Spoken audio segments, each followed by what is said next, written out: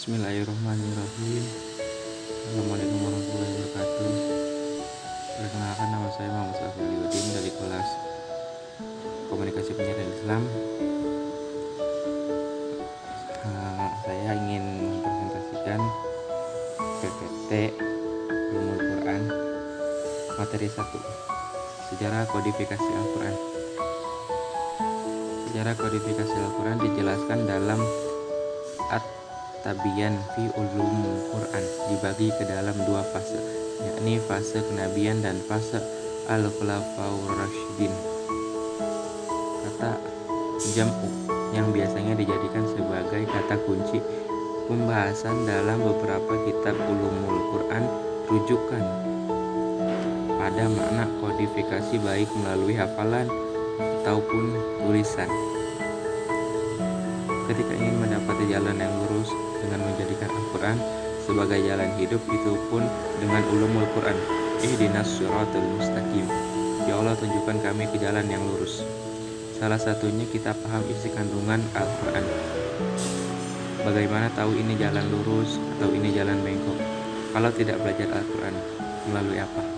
Ulumul Quran ini adalah orang besar yang hebat. Imam Hasan Al-Basri mengatakan, ilmu Quran zikrun la ya'lamhu illa zuhur minar rizal, yang artinya Al-Quran ini suatu bidang ilmu yang sebutannya atau muncul ke permukaannya itu bisa merespon atau bisa mempelajarinya itu hanyalah orang-orang yang satria.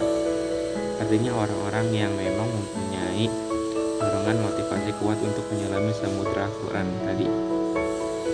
Jadi bukan sembarang orang, dalam arti bukan orang-orang yang mentalnya ciut. Di situ dibutuhkan mental yang kuat, antusias yang hebat. Materi 2, Nuzulul Quran, Asbabul Nuzul, Makkiyah dan Madaniyah. Pengertian Nuzulul Quran. Nuzulul Quran terdiri dari kata nuzul dan Al-Quran yang berbentuk idafah. Penggunaan kata nuzulul dalam istilah nuzulul Quran atau turunnya Al-Quran tidaklah dapat kita pahami maknanya secara harfiah, yaitu menurunkan sesuatu dari tempat yang tinggi ke tempat yang rendah. Sebab Al-Quran tidaklah berbentuk fisik atau materi. Walaupun ada pengecualian, artinya kalau itu memang turunnya pasca Rasulullah SAW hijrah, berarti tetap disebut Madaniyah. Cara mengetahui ini Makkiyah atau Madaniyah itu bisa dilihat dari masalah kitabnya. Kitab objek dari ayat, siapa objek yang diajak bicara. Kalau itu ditetapkan dengan redaksi ya ayuhan nas atau ya bani Adam, wahai anak Adam, yaitu secara umum itu berarti surat Makkiyah. Kemudian kalau Madaniyah itu pasti identik dengan ya ayyuhalladzina amanu. Begitu. Ya, jadi apa bedanya kalau kita baca Al-Quran surat ya ayyuhan nasu atau ya ayyuhalladzina amanu? Bedanya kalau ya ayyuhan nasu berarti bisa dipastikan surat Madaniyah atau ayat-ayat Madaniyah. Materi 3, Nasakh dan Masyukh.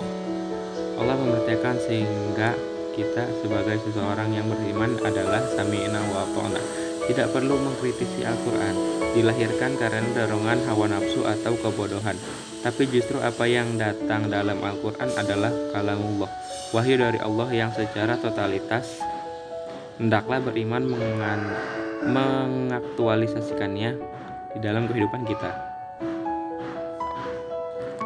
Nasakh dan Masyukh ini menghapus hukum syar'i dengan hukum yang lain, dan itu pun menasahkannya dengan kitab syar'i dengan firman Allah untuk mengganti dengan ganti yang lebih baik. Materi selanjutnya, qiraah. Ini menjadi syarat mutlak, itu qiraah disebut sah atau tidak, maka dia harus sesuai dengan Rasul Usmani, yaitu mushaf yang tercatat yang tertulis sesuai dengan Rasul Usmani. Kalau ada bacaan kemudian yang mensisikan daripada Rasul Usmani, maka bacaan itu dianggap bacaan yang syaddah. Materi selanjutnya, ilmu munasabat. Sehingga ilmu munasabat itu artinya ilmu yang secara khusus untuk mengkaji kolerasi antara satu dengan ayat lain atau suatu surat dengan satu surat yang lain sehingga tersusun dalam suatu kesatuan yang utuh, tak terpisahkan. Makanya Imam Az-Zarkashi dalam kitab Al-Burhan fi Ulumil Quran, beliau mendefinisikan apa itu ilmu munasabat, yaitu keterkaitan ayat-ayat Al-Quran baktiha bi baktin, sebagiannya dengan bagian yang lain. Materi lanjutnya.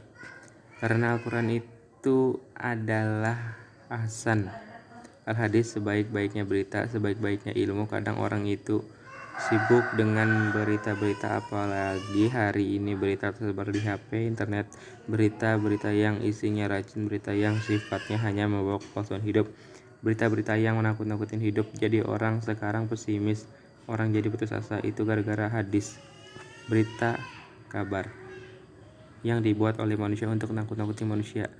Ya, di sini tempatnya banyak berita-berita yang menyebabkan orang itu putus asa karena hadis dan beritanya hoax atau sampah.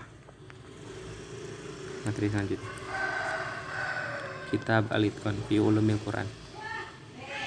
Diberikan keutamaan dan juga di dunia ini, jadi seorang yang mengetahui ayatul ahkamam ini adalah bagian dari hidayah Allah, bagian dari fadilah.